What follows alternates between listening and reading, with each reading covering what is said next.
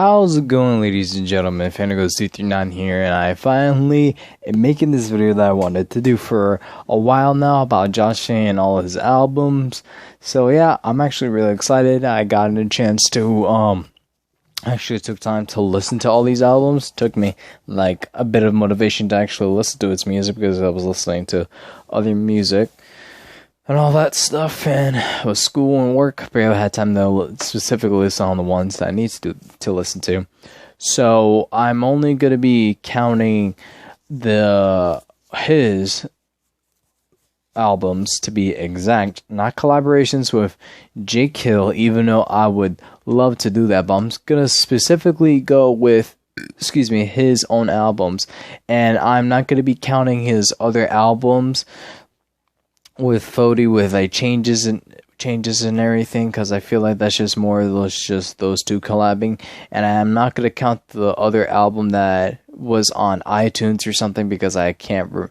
I don't think that for me it does matter, but like I feel like I can't find it. I try finding it, but for some reason for me I just couldn't find it. So I'm not going to be counting that one album he made on iTunes, and I could barely talk. I'm only going to be talking about songs that he made with lyrics and everything, and the one album he made with all different soundtracks, I'm not going to be counting that one as well, because I'm looking at his pure-hearted music that he created with his voice and his, talents and everything. So yeah, I'm going to be starting from bottom to top, and there are 11 albums in total.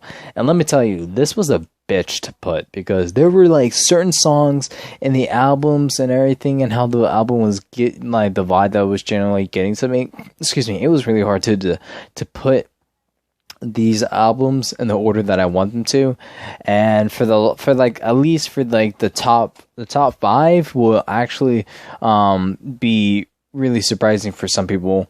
But yeah, let's get into it with number 11, which is Oldies. So Oldies is basically a collaboration of a little bit of his songs and him with his soundtrack. So I really did not like it too much of that. I love his intro where he just thanks everybody for the support and all that stuff, and thanking everybody to where he is today, of how he got there because of us listening to his songs and everything. So I find that really needle mosquito, and all the songs or all the stuff that was shown there, I already listened to it, so it's not the first time, because I actually listened to all of his songs and his soundtracks to get like a better understanding of Josh, of what he was coming to, and of him making his music and all that stuff. So yeah, I pretty much listened to all of his songs like that, or yeah, all of them. So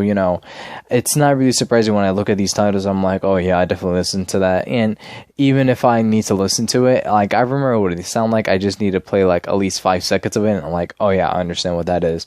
So it's just, for me, I really don't mess with it too much. That's just my personal opinion. But I do like, he showed gratitude towards his fans, us, his biggest supporters and everything, of all the music that he has done.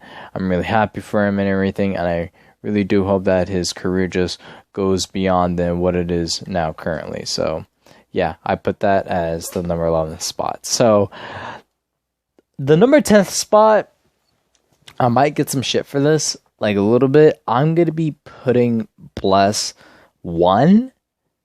Okay, you might be thinking to yourself like, yo, what, like, why the fuck you put Bless 1 in the 10th spot? Although it is a good album, for me, it's just like, for some reason, it clicks. Like, the album does click with me, but it's just like something compared to the other albums that this one doesn't click right in the way that I wanted to with all the songs. The songs are great, but the way they were ordered and everything, and like what each of them were like kind of different. With the Blessed one, I think it's just mainly of him, just his own music, and with his own music, not really like like building up to make something. I feel like Bless One was just him just compiling his songs together, and just him just, you know, like his time to shine and everything, to, you know, actually get on with the game of, like, you know, being like the best successful artist and everything, you know. I really do love the song. I love all the songs, but it's just like, for some reason, it doesn't click with me right as the other albums do, in my opinion. Although the album is good, I can't stress this enough. The album is good, but it's just not clicking with me the way like I expect it to do with all the albums, which all the albums are different, and they click with me differently than others. So hope you guys could understand that. And the number 9th spot, I put Bless 2. So it's literally the same thing with Bless 1. It does click with me, but it doesn't click with it right.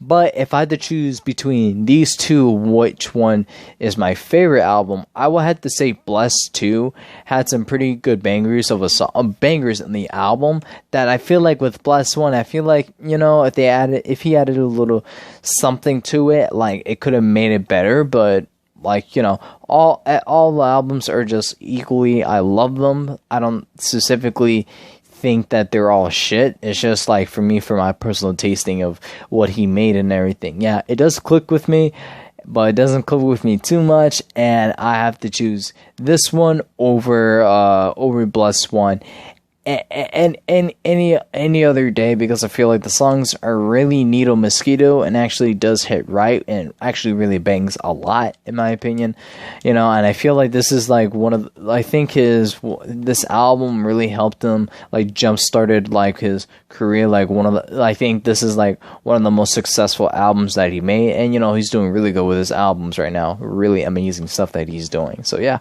I put Bless 2 at the 9th spot. And at the eighth spot on my list, I put Retroland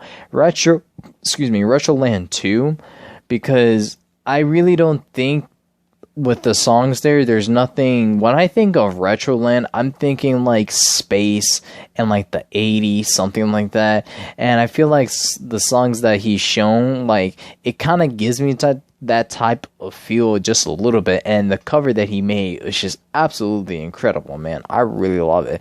I do love like only like certain songs in the album, and it's, I think, Ninja, Evolution, and I can't remember the other 2 or 3 off the top of my head, but yeah, those are like my main 2. And I feel like it doesn't fit, in my opinion. It doesn't fit of what Retroland is supposed to be, in my opinion. You know, it's just I don't know how to explain it. It's just, it doesn't feel right for these songs to be in this album. I feel like it should be a little bit more something else. But I do like the intro of like the whole beginning of the space launch and everything, because, you know, he's in the spaceman suit. Of course he's gonna launch it into space and everything. Really do like the touchings with there, and I think he also made an analog as well. So, you know, all that good stuff. Really creative what he's doing with his albums. I love that very much. So yeah, I put Retroland 2 at the 8th spot, and in the 7th spot, I put The Flow Awakens. And I feel like this one had like a weird subtle vibe to it. It's just like sort of like a peaceful subtle vibe, like I don't know. I think that's all I can say. It's just like, it just had like a peaceful sort of vibe to it with some of the songs, and I think both of them had to do with Fody, with collabing with him. I think like About You and everything. I really do like those two, and I think it's Forget It as well. But yeah, besides that, I feel like the Flow Awakens actually flowed really, really well, but in my opinion. But, you know, it's just how I rank it, how I'm putting it on here. There's like only certain, there's only like so many of these albums that, like, yeah, it's good and all, but it's not like it's gonna be like something I will listen to constantly. I do admit it do got bangers, man.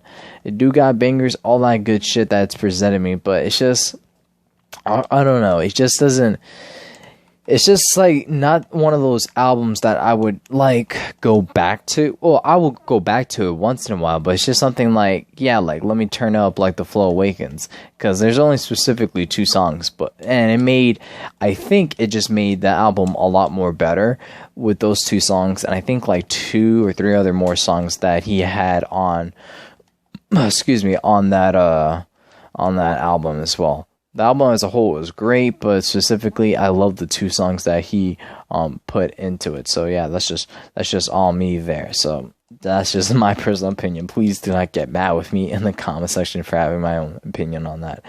But yeah, I put Flow Awakens at number 7. Really good album, but it's just like compared to the other ones, I feel like there's something that it just doesn't compare to the other ones. It's unique, but it's just like not up there for my liking. So yeah, Flow Awakens, number 7. So number 6, I put Retroland 1.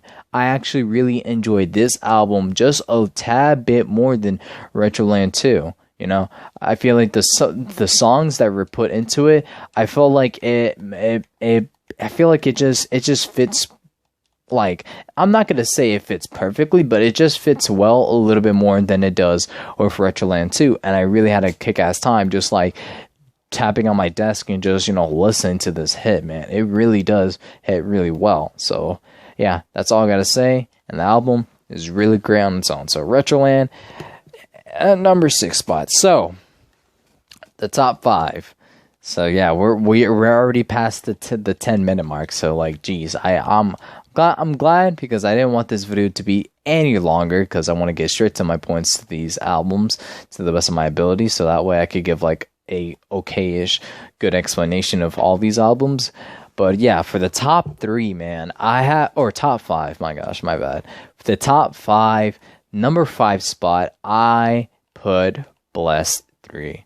So I feel like Blessed 3, it really did hit me, and I have like a really special connection with Blessed 3, mainly because of all the songs, and like it took a really different approach of Blessed 3 compared to Blessed 1 and 2. You listen to those 2, and like, yeah, they're kind of identical in the way that he presented them, and like it kind of feels like same but not the same at all. It's the same, like the albums are the same, but like the songs are put, it has like a similar type of like flow, sort of. Like it kind of sounds a bit different.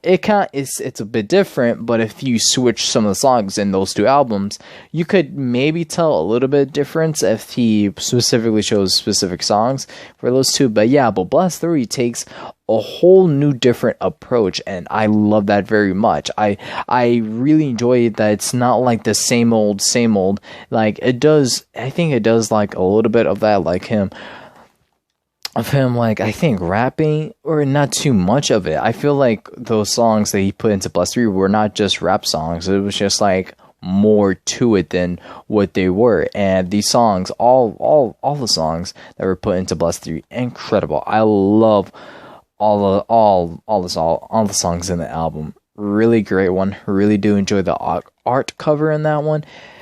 Just really great. I think there's one on SoundCloud, or not SoundCloud, on Spotify and on YouTube. So if you guys want to know where I'm looking at all these albums, you'll know where. So yeah, Blessed 3, one of my personal favorites of the trilogy of the Blessed trilogy. One of my personal favorites, and it really does stand out to really a lot. It really does stand out a lot compared to the other 2 albums, and I'm glad it did stand out, because I don't want these albums to be relatively the same. I want them to give me the same type of feel, but the songs to be a lot more different, not to be generic, or I don't know, man. I'm a weird and complicated person. But yeah, Blessed 3, one of the best of the trilogy, and yeah, my personal favorite, and the top, and the number 5 spot. So yeah, number 4, this one is gonna be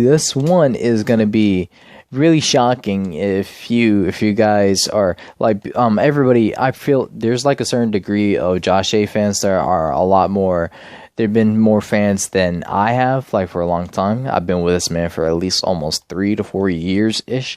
And if you were listening to this man from the beginning, you guys are incredible. And if you guys remember this, then you wouldn't be that too much surprised. So I put in the number 4 spot, I put Self-Entitled. And I just love it. I love Self-Entitled. Like each of them, each of the songs, it just does not disappoint me for some reason. It really does not. It just felt like, yeah, he is self-entitled. Like, he is just doing all this stuff that, you know, he wants to do and everything. So with him just like being like an independent artist, just trying to do his thing, trying to be better, like, with others and all that, like, well, not trying to be better than others, but like, it's just like he's in this album, he just feels a lot more confident in his music that he is just producing out. And I just love that. I just love how he's being really confident in his music that he's producing and all these sounds. So it's really great. And I love to see all that confidentness that he just put into this album, man. I really do love Self-Entitled very, very much. And the music that he made back then, bro, it still hits today, man. Like, I was having like a great time. I was listening to a whole different experience of music that Josh was making back in this day, like this generation or whatever era that he was into making this album. I don't know. Like, I really had a kick-ass time just listening to it, man. And yeah, I just love Self-Entitled for just that reason, man. Really such a great album. Really one of the best ones that he made in his early times or early days of him making music and all that. And I'm glad he did, man. Man, this man has just so much, he has a lot of potential, man. And I really want everybody in the world to know who the fuck Josh A is. Yeah, Self-Entitled, I put that as my number 4 spot. So, the top 3. These ones are not really surprising if you guys just, you know, kept up with everything I was saying. And this one was kind of like a bitch to fucking put together, because I had a hard time either putting this or the other one on the number 3 spot. But I definitively think that Fearless deserves the number 3 spot. I really did enjoy this. I really did enjoy like the song in general. You know, the Fearless song, it was really nice. It really did slap and everything. And the album itself, the album was really good. Like, I had a hard time putting this and Disgrace. I had a hard time choosing one of those 2 songs to be in my fucking top 3.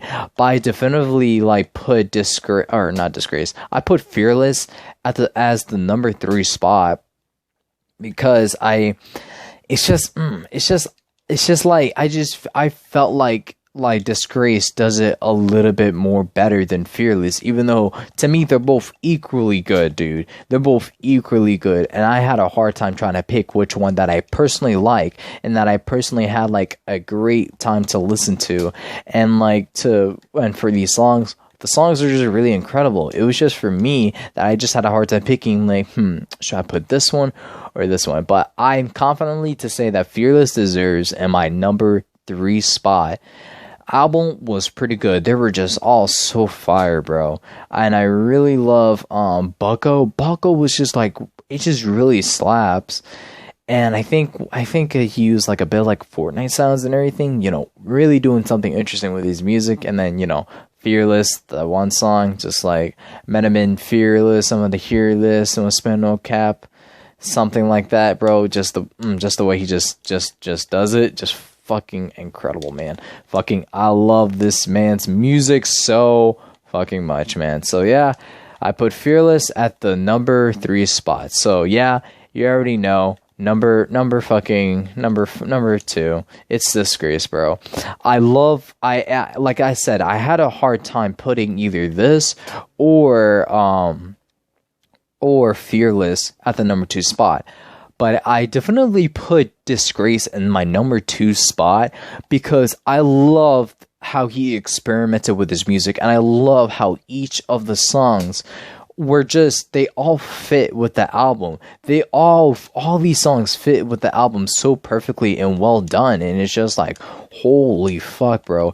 I think like when I made my my Disgrace review, I think I was up like somewhere in the morning. I was staying up just trying to figure out like, bro, like what does this all mean, because it does so good, bro. I love what he did with his music, and I think it was one of them had to do with like drums and everything, like a garage band type of thing, and he added in fucking whatchamacallit, he added in guitars and everything, you know. That's really nice. I love how he's being really experimental with his music, and I really do want him to do more of that, be more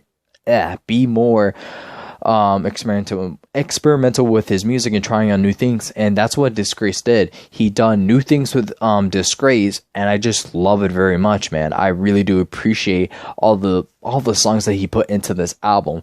And Disgrace, and I think January Never Ends was just like, bro, it just automatically just clicked with me. The minute I heard those two, I'm like, that really clicks, bro.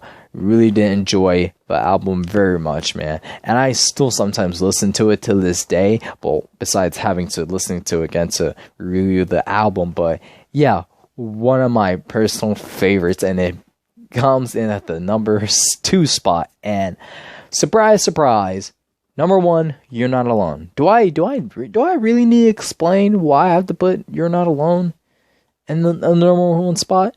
Like, I literally made I didn't expect myself to make a 1-hour review on this man's music. Like, bro, his music is so good that I had to review it an hour, bro.